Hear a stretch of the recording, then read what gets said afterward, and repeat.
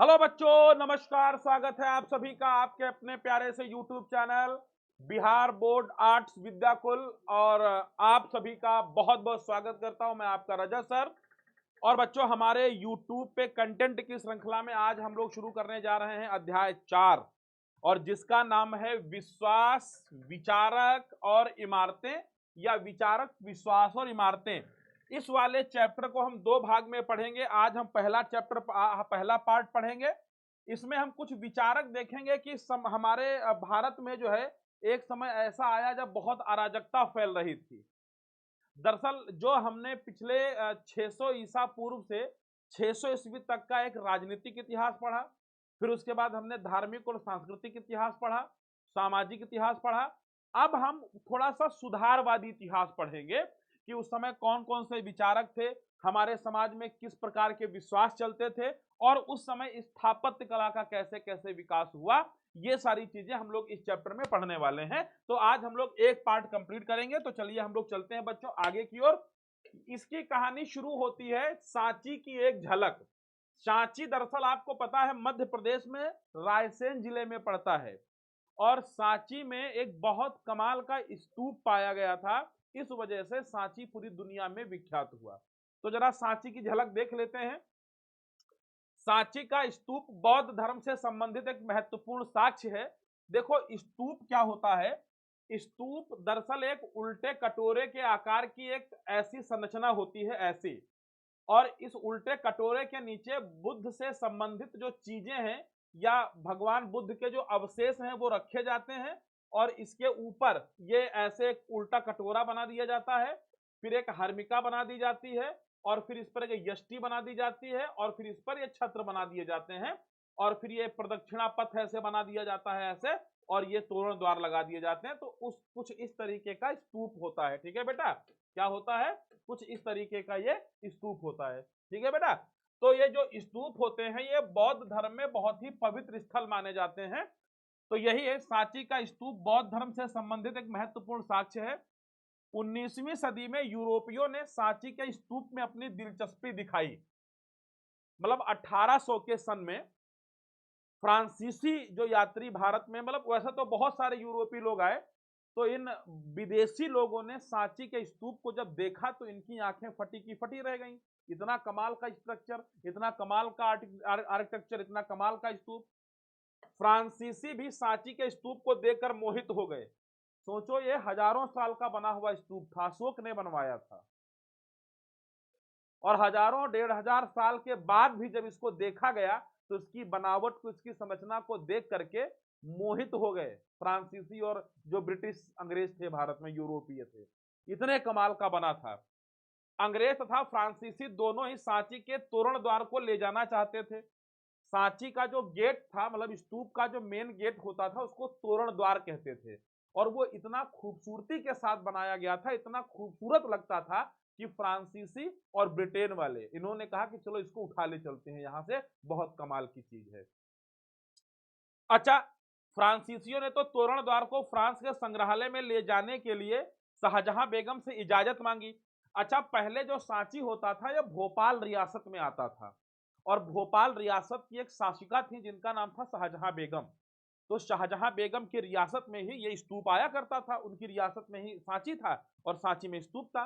तो फ्रांसीसियों ने शाहजहां बेगम से कहा कि बेगम साहिबा, ये जो एक स्ट्रक्चर टाइप का यहाँ पे मिला हुआ है, गोल कटोरा टाइप का, एक गुंबद टाइप का, स्तूप कहा गया उसको बाद में, इसमें जो ये गेट लगे हैं, जो तोरण द्वार लगे हैं, हम लोग इनको फ्रांस में ले जाना चाहते हैं और फ्रांस के म्यूजियम में रखाना चाहते हैं।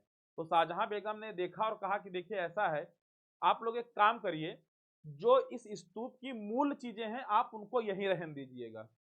अगर आपको बहुत दिलचस्पी है तो आप एक काम करिए, जैसा यह तोरण द्वार है, स्तूप का गेट है, ठीक है, ये गेट होता था ऐसे, तोरण द्वार इसको कहते थे।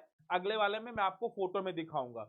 तो शाहजहां बेगम ने फ्रांसीसियों से कहा कि भाई ऐसा है, आप इसकी जो वास्तव में चीजें हैं, इस स्तूप से संबंधित जितनी मूल चीजें हैं जो इसी की हैं, इसी से जुड़ी हैं, आप उनको वहीं रहने दीजिए। अगर आपको बहुत दिलचस्पी है, अगर इतना ही पसंद है, तो आप एक काम करिए, इस तोरण द्वार के जैसे आप दूसरा बनवा लीजिए मिस्त्री से और आप उसको लेकर के जाइए, हमें कोई एतराज नहीं है, लेकिन इसकी फोटोकॉपी बनवा के आप ले जाइए, लेकिन ये जो मूल है वो यहाँ पे रखा रहने दीजिए। तो मैंने शाहजहां बेगम ने इसकी इजाजत नहीं दी, लेकिन बड़ी सावधानी से इन तोरण द्वार की प्लास्टर प्रकृति बनाई गई और अंग्रेज तथा फ्रांसीसी दोनों ही इससे संतुष्ट हो गए। तो वही है, इन लोगों ने शाहजहां बेगम से इसकी इजाजत मांगी, लेकिन शाहजहां बेगम ने इसकी इजाजत नहीं दी। तो शाहजहां बेगम ने यही कहा कि देखो आप इसकी प्रतिकृति बनवा लो, फोटो कॉपी करवा लो, इसको रखवा लो, मिस्त्री से कह दो जस्ट ऐसा ही बना दे। बनाया गया और उन जो फोटो कॉपी थी, प्लास्टर मतलब सीमेंट को मिला करके वो तोरण द्वार बनाए गए और उनको फ्रांसीसी और अंग्रेज अपने अपने देश ले गए और उसमें भी उनको बड़ा गर्व फील हुआ कि यार ऐसा स्ट्रक्चर कैसे बन सकता है। ये कमाल था स्तूप का।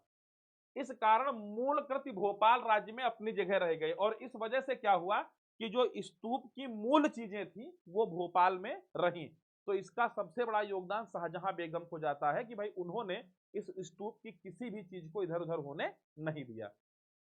अच्छा, तो ये देखो इन्हीं के बारे में कहा गया है, भोपाल की शासक शाहजहां बेगम। भोपाल की शासक शाहजहां बेगम और उनकी उत्तराधिकारी सुल्तान जहां बेगम ने प्राचीन स्थल के रखरखाव के लिए धन अनुदान दिया।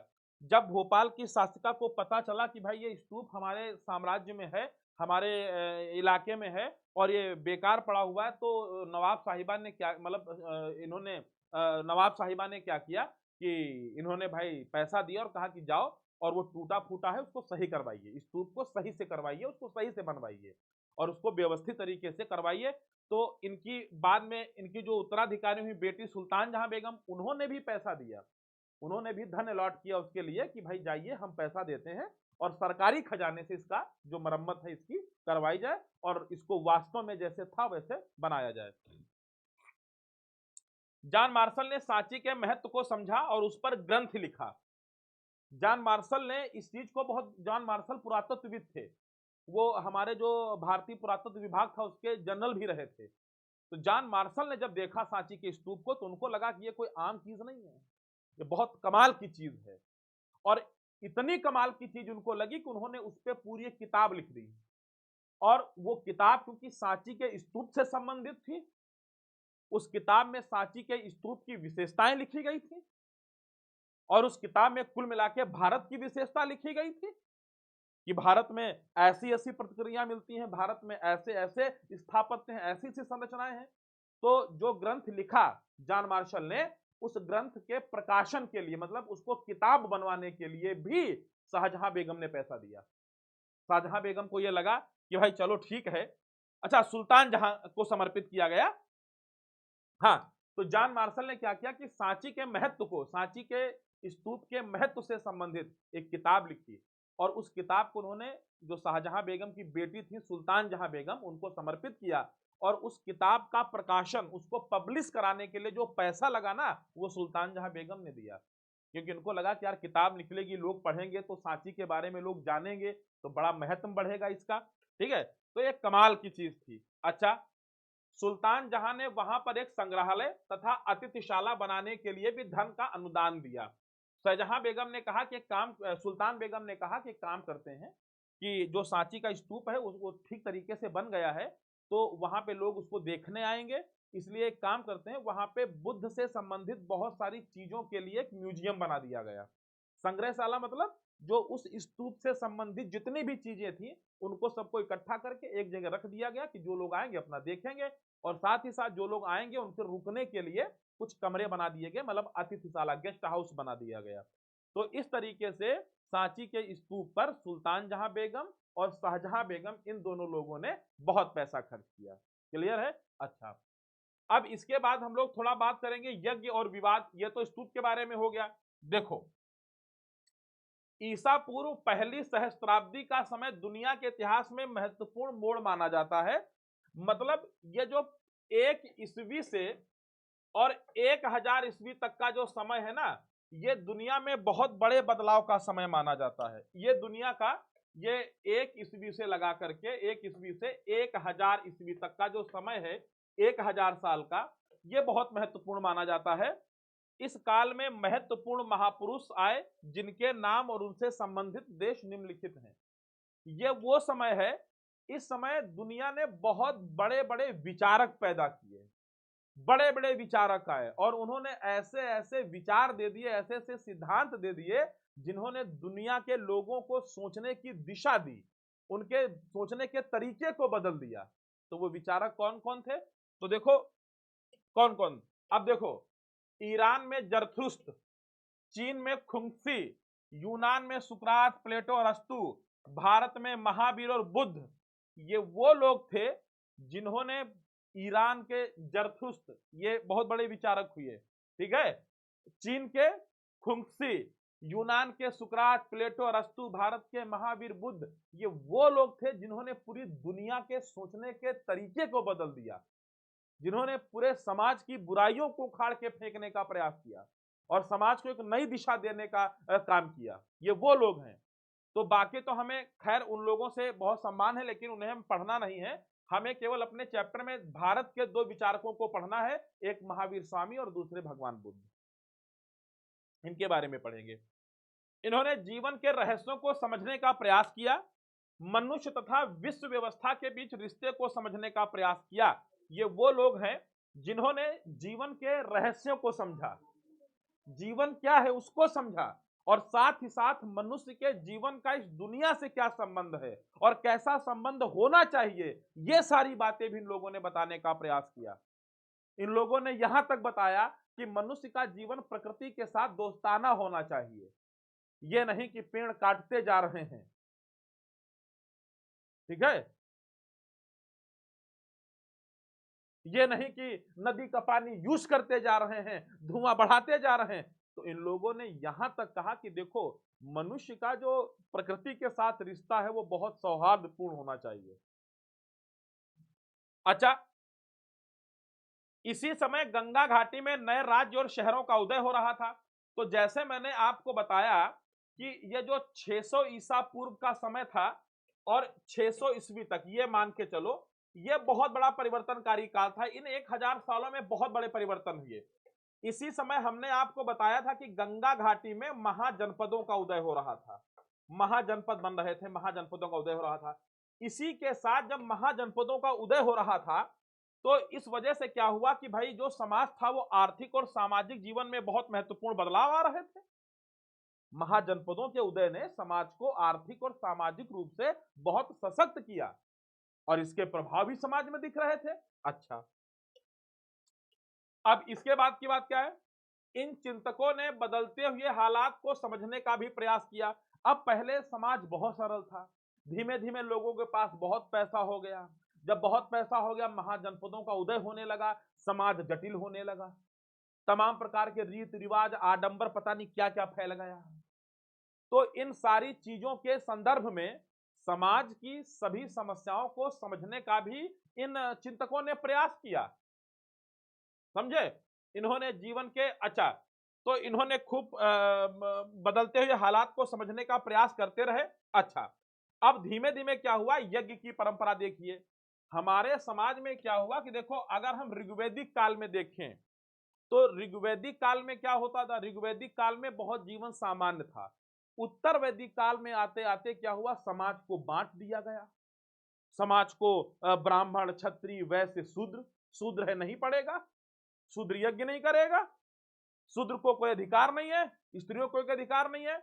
जब ऐसी तमाम अराजकताएं समाज में फैल गईं तो इन समस्याओं का समाधान करने के लिए भगवान बुद्ध और महावीर दो लोग जन्म लिए और उन्होंने कहा कि भाई समाज में सब तो बराबर है, कौन किससे ऊपर है।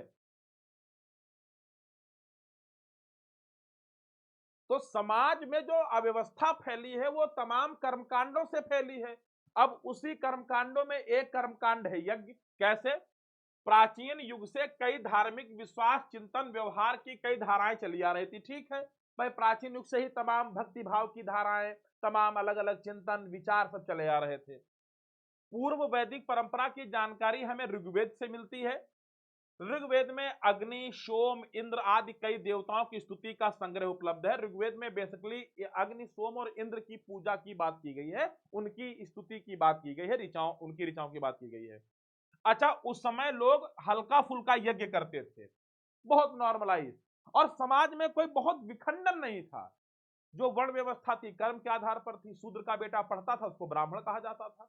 लेकिन उत्तर वैदिक काल आते आते समस्या इतनी विकट हो गई कि समाज बंटने लगा, समाज में अव्यवस्था फैलने लगी। तो लोग उस समय यज्ञ क्यों करते थे? अपने जानवरों के लिए, पुत्र की प्राप्ति के लिए, है ना, पुत्र की प्राप्ति के लिए लोग यज्ञ करते थे, अच्छे स्वास्थ्य के लिए लोग यज्ञ करते थे, लंबी उम्र के लिए यज्ञ करते थे। तो प्रारंभ में यज्ञ सामूहिक रूप से किए जाते थे। अगर हम इस समय इतिहास को यूं बांटें, एक है ऋग्वैदिक काल, मैं आपको यूं समझा दूं, देखो वैदिक काल को हम दो भागों में बांटते हैं। वैदिक काल, एक काल को हम कहते हैं ऋग्वैदिक काल, ऋग्वैदिक काल, और दूसरे को कहते हैं उत्तर वैदिक काल। उत्तर वैदिक काल। अब ऋग्वैदिक वैदिक काल का पूरा जो समय है वो 1500 ईसा पूर्व से लगा करके तकरीबन 600 ईसा पूर्व तक है, ईसा पूर्व तक। अब इसमें जो ऋग्वैदिक काल है इसका समय है 1500 से 1000 ईसा पूर्व, ईसा पूर्व। और उत्तर वैदिक काल जो है वो है 1000 ईसा पूर्व से 600 ईसा पूर्व। अब ऋग्वैदिक काल जो है ये उत्तर, इसको पूर्व वैदिक काल भी कहते हैं। इसकी जानकारी चूंकि हमें कंप्लीटली ऋग्वेद से मिलती है इसलिए हम इसको ऋग्वैदिक काल कहते हैं। और इस समय समाज बहुत सरल था, समाज बहुत सरल था। इस समय कोई भी अव्यवस्था नहीं थी, वर्ण व्यवस्था थी लेकिन कर्म के आधार पर थी। अगर क्षत्रिय का बेटा सेवा करता था उसको शूद्र कहा जाता था, शूद्र का बेटा अगर पठन पाठन करता था उसको ब्राह्मण कहा जाता था, और अगर ब्राह्मण का बेटा व्यापार करता था उसको अग्रहरी कहा जाता था, बनिया कहा जाता था, वैश्य कहा जाता था। ठीक है, समझे? तो इस तरीके से ये कर्म आधारित व्यवस्था थी। और उत्तर वैदिक काल में क्या हो गया? उत्तर वैदिक काल में सारी चीजें जन्माधारित हो गई। क्या हो गई? जन्माधारित। बनिया के घर में जन्म लिया, बनिया कहा जाएगा, काम कुछ भी करे। तो जब ये जन्म आधारित चीजें हो गई तो समाज में समस्या उत्पन्न होने लगी, अनुष्ठान बढ़ गए। जो यज्ञ कराएगा वो सामाजिक प्राणी है, जो यज्ञ नहीं कराएगा वो गधा है। तो इन सारी सामाजिक चीजों को समाप्त करने के लिए हमारे यहाँ 6ठी सदी ईसा पूर्व के समय से गंगा की घाटी में कुछ चिंतक उद्भूत हुए, कुछ चिंतक आए और उन्होंने जो है समाज को एक नई दिशा देने का प्रयास किया। और उनमें दो चिंतक हमें पढ़ने, एक का नाम है महात्मा बुद्ध और दूसरे हमारे भगवान महावीर स्वामी। क्लियर है बेटा? अच्छा, अब इसके बाद की बात क्या है? देखो धीमे धीमे क्या हुआ कि भाई लोग यज्ञ करने लगे, यज्ञ करने लगे। तो पहले आरंभ में जो यज्ञ होते थे वो सामूहिक रूप से होते थे, प्रकृति की पूजा के लिए, मवेशियों की रक्षा के लिए, गांव के लोगों के स्वास्थ्य की रक्षा के लिए, बरसात के लिए, सामूहिक हितों का काम होता था यज्ञ के द्वारा। लेकिन धीमे धीमे क्या हुआ, कुछ यज्ञ घर के मालिकों द्वारा किए जाने लगे। लोग फिर कहने लगे अब हम एक में नहीं अलग अलग यज्ञ करेंगे। अब अपना जलवा दिखाने लगे, हम अकेले करेंगे, अपने लिए यज्ञ करेंगे। राजसूय यज्ञ, अश्वमेध यज्ञ काफी जटिल थे। राजसूय यज्ञ क्या होता था? जब राजा अपनी गद्दी पे बैठता था तो राजसूय यज्ञ करता था। और अश्वमेध यज्ञ क्या होता था? अश्वमेध यज्ञ होता था कि यज्ञ के दौरान एक घोड़ा छोड़ दिया जाता था और वो घोड़ा दौड़ता चला जाता था और उस घोड़े पे एक मुकुट लगा होता था और उस घोड़े को जो भी व्यक्ति पकड़ता था उसे घोड़ा छोड़ने वाले राजा के साथ युद्ध करना पड़ता था। और अगर वो घोड़ा जहां से निकलता चला गया, अगर उसको किसी ने रोका नहीं तो उतना राज्य घोड़ा छोड़ने वाले राजा का हो जाता था। आप यूं समझिए, जैसे मान लेते हैं ये है बिहार, तो ये है पटना, ये है गया, ये है क्या बिहार शरीफ। अब पता चला पटना के राजा ने यज्ञ करना शुरू किया, घोड़ा छोड़ दिया, वो गया में गया। अगर गया के राजा ने उस घोड़े को पकड़ा तो गया के राजा और पटना के राजा में युद्ध होता। अगर पटना के राजा ने गया के राजा को हरा दिया तो गया पटना के राजा का, और अगर गया के राजा ने पटना वाले को हरा दिया तो ये गया गया इन्हीं का रहेगा, कोई मतलब नहीं। पता चला कि इनका घोड़ा निकलता चला गया, तो जहां जहां से निकलता चला जाएगा उतना इलाका उस राजा का हो जाएगा जिसने घोड़ा छोड़ा था। इसको अश्वमेध यज्ञ कहते हैं। क्लियर है? इन यज्ञों को सरदार या राजा द्वारा किया जाता था। बिल्कुल सही बात है भाई, जो मुखिया होता था परिवार का, जो राजा सरदार होता था वो करता था। इन यज्ञ के लिए ब्राह्मण पुरोहितों पर निर्भर रहना पड़ता था। ये बड़ी जटिल बात है। यज्ञ करवाना है तो पंडित जी को ढूंढना है, क्योंकि वेदों का मंत्रोच्चार तो वही करेंगे, वो पंडित जी ही जो करना है पंडित जी करेंगे सब कुछ। तो यज्ञ करवाने के लिए पंडित जी पे कंप्लीटली निर्भर रहना पड़ता था। अच्छा, तो यहीं से सारी चीजें गड़बड़ाने लगी। अब आगे की बात क्या होती है? उपनिषद से पाई गई विचारधारा से यह पता लगता है कि लोग निम्न प्रश्नों के उत्तर पाने के लिए उत्सुक थे। लोग यज्ञ क्यों कराते थे? लोगों के मन में तमाम प्रकार के विचार थे। लोग बड़े उत्सुक थे चीजों को, बड़े जिज्ञासु थे। क्या सवाल थे उनके? जीवन का अर्थ क्या होता है? क्या है जीवन? मृत्यु के बाद जीवन की संभावना क्या है? मृत्यु के बाद क्या होता है? क्या पुनर्जन्म होता है? और पुनर्जन्म का अतीत के कर्मों से संबंध क्या है? लोग कहते हैं पीछे जन्म में बड़े बुरे कर्म किए थे जो इस जन्म में पाए। तो लोगों के मन में बड़े विचार पैदा होने लगे कि यार ये बताओ कि जीवन का अर्थ क्या है, मृत्यु के बाद की क्या कहानी है, पुनर्जन्म कैसे होता होता भी है कि नहीं होता है, और अगर पुनर्जन्म होता है तो पूर्व जन्म के कर्म और आज के जन्म, मतलब हमारा ये वाला जन्म और हमारे पहले के जो कर्म थे उनका रिलेशन क्या है, क्या संबंध है। अब ये सारे सवाल जब मनुष्य के अंदर गूंजने लगे तो इन लोगों ने फिर क्या हुआ कि ये भाई इन सारी चीजों का उत्तर पाने के लिए इधर उधर अपना घूमने घामने लगे। तो यहीं से क्या हुआ? वाद विवाद और चर्चाएं उत्पन्न हुई। भाई जब आदमी के मन में प्रश्न उठेंगे तो वो उन प्रश्नों का हल ढूंढने के लिए बाहर निकलेगा, और जब बाहर निकलेगा तो भाई मतलब वाद विवाद करेगा, डिस्कशन करेगा कि भाई ये क्या है क्या नहीं है, जरा समझाओ ये सारी बातें। अब यहीं से जो है इन प्रश्नों का सवाल देने के लिए तमाम प्रकार के संप्रदायों का उदय हुआ। लोगों ने अपने अपने हिसाब से हर चीज की व्याख्या करी। तो क्या कहते हैं, समकालीन बौद्ध ग्रंथों में 64 संप्रदायों या चिंतन परंपरा का उल्लेख मिलता है। बौद्ध ग्रंथ ये कहते हैं कि भाई उस समय लगभग 600 ईसा पूर्व के समय गंगा के मैदानों में यानी भारत में कुल मिला के 64 संप्रदाय ऐसे थे जिनकी चिंतन की धाराएं थी, जो इन प्रश्नों को हल किया करते थे अपने अपने तरीके से, अपने अपने ये लोग। कोई कहता पुनर्जन्म होता ही नहीं है, तो कोई कहता अरे भाई पुनर्जन्म तो होता ही है, पिछले जन्म में तुम कुत्ते थे, इस जन्म में इंसान बन गए, अगले जन्म में घोड़े बनोगे। तो सबकी अपनी अपनी व्याख्याएं हुआ करती थी। तो इन सारे सवालों के कारण ही तमाम प्रकार के संप्रदायों का उदय हुआ। अच्छा, शिक्षक एक जगह से दूसरी जगह पर घूम घूमकर अपने दर्शन ज्ञान तथा विश्व के विषय में अपनी समझ को लेकर एक दूसरे तथा सामान्य लोगों से तर्क वितर्क करते थे।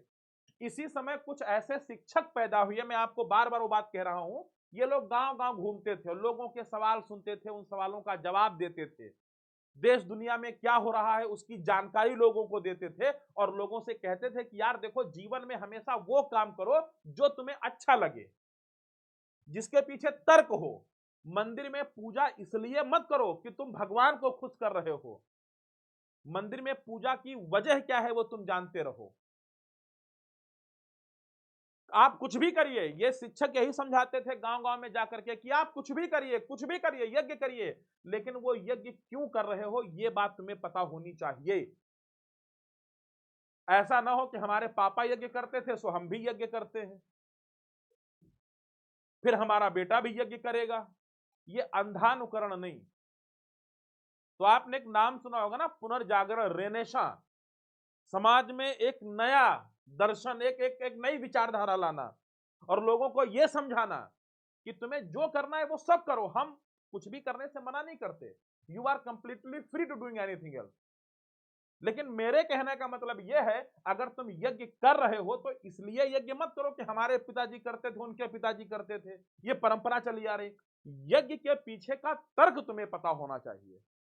कोई भी काम करो उसे तर्क की कसौटी पे कसो, और अगर उसका तर्क आपको सेटिस्फाई कर दे, संतुष्ट कर दे, तो आप करिए, हमें कोई तकलीफ नहीं।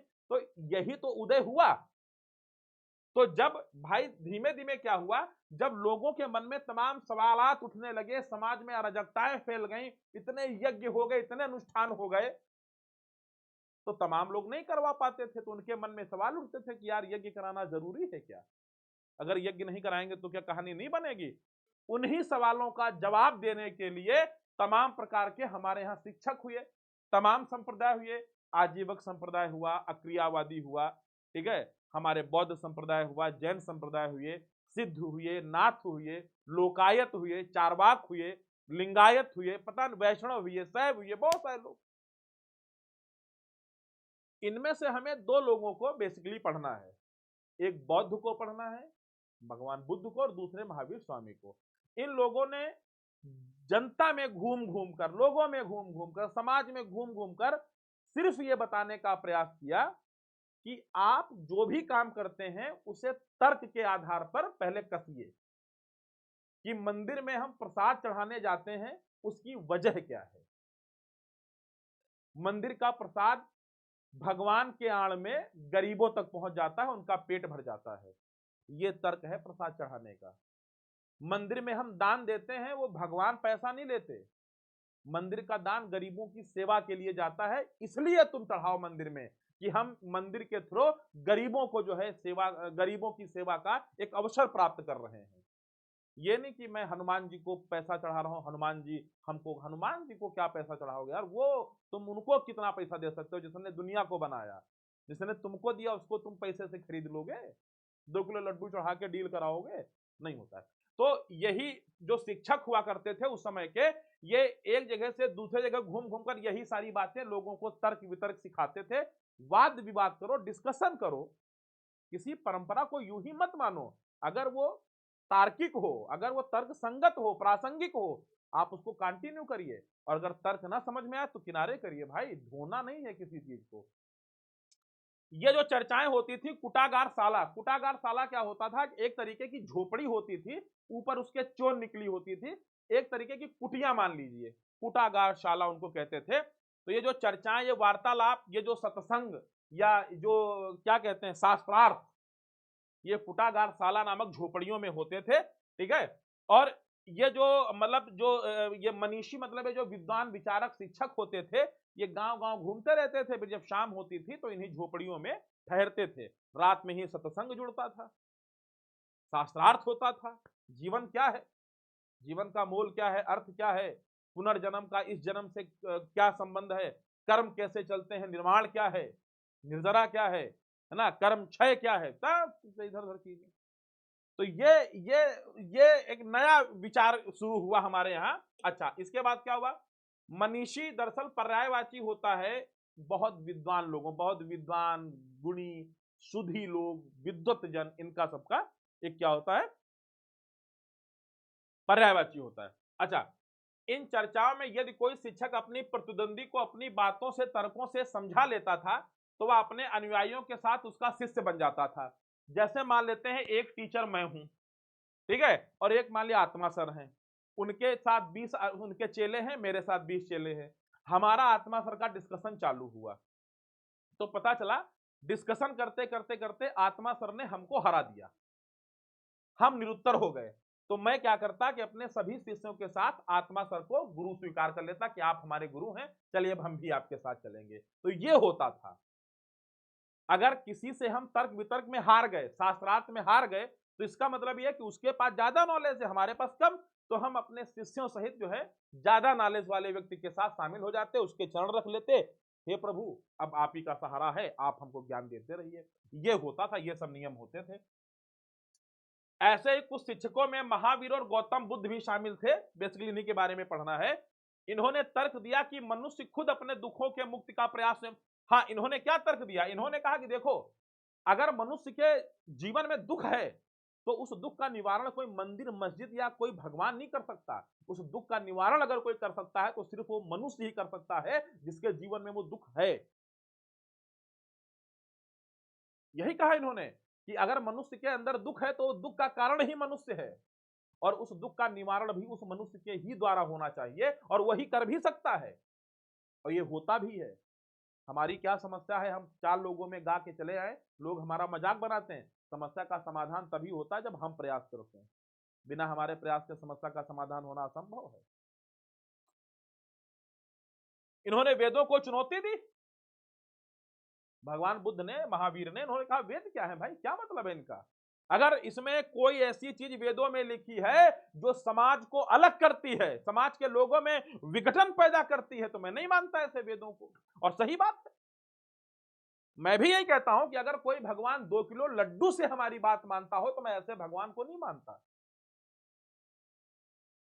अगर कोई भगवान हमारी यज्ञ से हमको फल देता हो तो हम चोरी चपाटी करते हैं, लूट लपाट करते हैं, भ्रष्टाचार करते हैं, फिर हमने जो है यज्ञ करवा दी, भगवान खुश हो गए, हमको फल दिया, मैं ऐसे भगवान को नहीं मानता।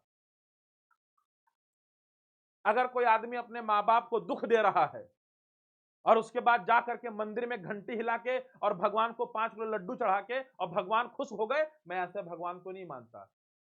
मैं उस भगवान को मानता हूं जो भाव देखता हो, जो न्यायोचित हो।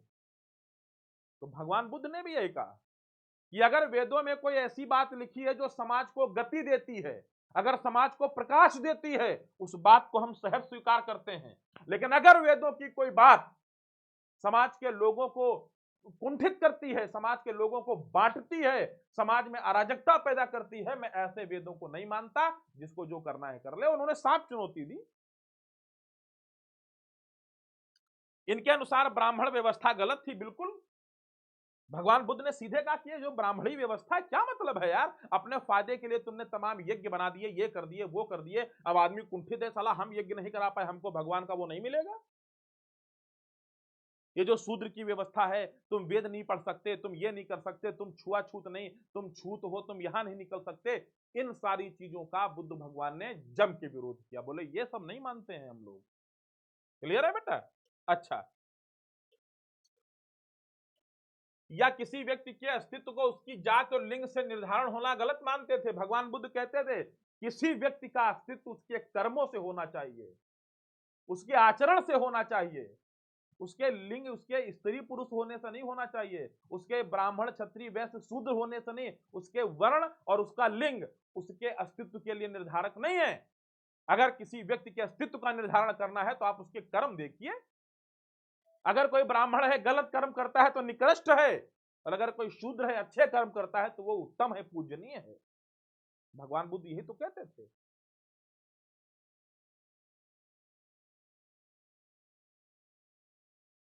समझे?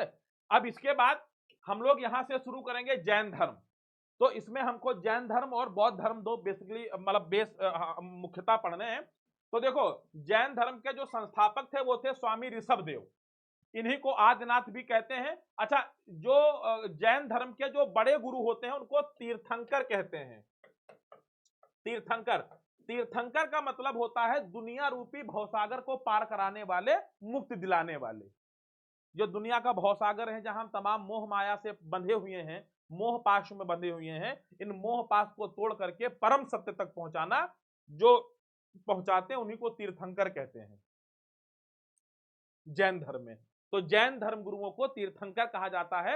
मतलब ये वो लोग हैं जो अपनी शिक्षाओं से, अपने उपदेशों से लोगों को ऐसी बातें बताते हैं कि लोग जो है इस दुनिया की मोह माया को छोड़कर परम सत्य को प्राप्त हो जाते हैं। बोलते बलरामचंद्र की जय। तो इसके संस्थापक कौन थे? ऋषभदेव।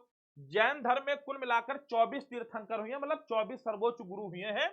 ठीक है। तीर्थंकर का अर्थ होता है दुखों से भरे संसार रूपी सागर को पार लगाने वाले, इस दुख के रूपी इस संसार से हटाकर भगवान से मिलाने वाले जो लोग हैं वो तीर्थंकर हैं। इसमें पार्श्वनाथ 23वें तीर्थंकर थे और महावीर स्वामी आखिरी तीर्थंकर माने जाते हैं, जो सबसे फेमस हैं। ठीक है बेटा। अब देखो, महावीर स्वामी जैन धर्म के 24वें और अंतिम तीर्थंकर थे। इसके बाद तीर्थंकर होने बंद हो गए। जैन धर्म की अवधारणा क्या है? क्या है जैन धर्म की अवधारणा? सारा संसार प्राणवान है। इनकी पहली धारणा यह है कि पत्थर में भी प्राण होता है। इनका कहना है कि दुनिया में कुछ भी निर्जीव होता ही नहीं है, जो निर्जीव है उसमें भी प्राण है, पत्थर में भी प्राण है, लोहे में भी प्राण है। तो ये मानते थे सारा संसार प्राणवान है, पत्थर, चट्टान, जल सब में जीवन होता है। जीवों के प्रति हमेशा अहिंसा करनी चाहिए, जीवों के प्रति दया भाव रखना चाहिए, उन्हें हिंसा नहीं, उन्हें नुकसान नहीं पहुंचाना चाहिए। मनुष्य, जानवर, पेड़ पौधों, कीड़े मकोड़ों को नहीं मारना चाहिए। ये लोग जो जैन धर्म के लोग हैं इतने अहिंसावादी होते हैं, ये लोग खेती नहीं करते हैं। कहते हैं कि खेती करने में जब हल चलता है तो तमाम जीव जंतु मर जाते हैं, इसलिए खेती वेती को मान्यता नहीं देते हैं ये लोग। तो ये बहुत अहिंसावादी हैं। जैन अहिंसा के सिद्धांत ने पूरे भारतीय चिंतन को प्रभावित किया। जैन धर्म में तो किसी कीड़े तक की हत्या का प्रावधान नहीं है, इतने उच्च कोटि की अहिंसा की बात करते हैं कि भाई हम हिंसा नहीं कर सकते। जैन धर्म के लोग मानते हैं कि जन्म और पुनर्जन्म का चक्र मनुष्य के कर्म द्वारा निर्धारित होता है। जैन धर्म के लोग कहते हैं बुरा कर्म करोगे फिर पृथ्वी पे आओगे, मरोगे जाओगे, मरोगे जाओगे, मरोगे जाओगे, और अगर अच्छा कर्म करोगे तो इस जन्म मरण से मुक्ति पा जाओगे, मोक्ष पा जाओगे, कैवल्य की प्राप्ति हो जाएगी। समझे? कर्म के चक्र से मुक्ति पाने के लिए त्याग और तपस्या के रास्ते को अपनाने की जरूरत है। अगर आप इस जीवन मरण के चक्कर से छूटना चाहते हैं और मोक्ष को प्राप्त करना चाहते हैं, परम सत्य को प्राप्त करना चाहते हैं, तो आप त्याग करिए, तपस्या करिए, वही एक केवल उपाय है, बाकी कुछ नहीं है। यह संसार के त्याग से भी संभव हो पाता है। इसी कारण मुक्ति के लिए विहारों में निवास करना, ब्रह्मचर्य का पालन करना अनिवार्य नियम बनाया गया।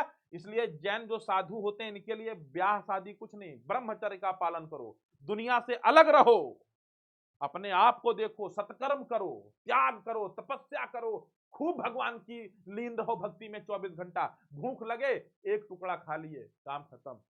इसलिए देखो जैन साधु बहुत कम खाना खाते हैं। 3 अंजुली, जो अभी विद्यासागर महाराज मर गए, वो दिन भर में 3 अंजुली खाना खाते थे और 3 अंजुली पानी पीते थे, बस पूरा 24 घंटा ऐसे गुजार देते थे। तो जैन धर्म ये कहता है कि अगर इस जीवन में ये जन्म लेना फिर मरना, फिर जन्म लेना फिर मरना, अगर इससे मुक्ति पाना चाहते हो तो त्याग करो, तपस्या करो, समाज से अलग रहो, समाज को शिक्षा दो लेकिन अलग रहो, विहार अलग जो मठ होते थे उनमें रहो, तपस्या करो, खूब त्याग करो, जितना खूब भूख लगी हो एक टुकड़ा रोटी खाओ, जीवित भर रहने के लिए खाओ, खाने के लिए जीवित मत रहो, तब तुमको जो है भगवान की प्राप्ति होगी। ये कहते हैं। जैन साधुओं के 5 व्रत माने गए हैं क्या? हमेशा जैनों का 5 व्रत है। अहिंसा करना, किसी के प्रति कोई हिंसा नहीं, हमेशा सत्य बोलना, झूठ न बोलना, अस्तेय मतलब कभी चोरी ना करना, अपरिग्रह का मतलब धन इकट्ठा ना करना, जितनी जरूरत हो उतना है, बात खत्म। 1 रोटी की भूख है, 1 रोटी है, 10 रोटी लोग लिए खड़े, भैया नमस्कार, जाइए, जब जरूरत होगी तब ले लेंगे। अपरिग्रह का मतलब होता है धन का संचय ना, धन का संचय करोगे लाभ लोभ उत्पन्न होगा, लालच आ जाएगा, लालच आया सारी तपस्या खत्म, सारा किया कराया पे पानी फिर गया। अच्छा, ब्रह्मचर्य का मतलब क्या होता है? ब्रह्मचर्य का मतलब अपनी इंद्रियों को काबू में रखना, है ना। ब्रह्मचर्य का मतलब बिना विवाह शादी के एकदम भगवान के एकदम तल्लीन रहना, कुछ नहीं देखना है। ऐश्वर्या राय गुजर रही, अरे ये कौन है, मैं इस लेवल की मतलब मामला। तो ये जैन धर्म की बातें हैं। जैन धर्म के क्या है? 5 व्रत, सत्य, अहिंसा, अस्तेय, अपरिग्रह और ब्रह्मचर्य। इनको जिसने थाम लिया कहते हैं कि वो जो है भगवान को पालेगा। उपयुक्त 5 व्रतों को पंचायत धर्म कहा गया, जिसका सिद्धांत महावीर स्वामी ने दिया था।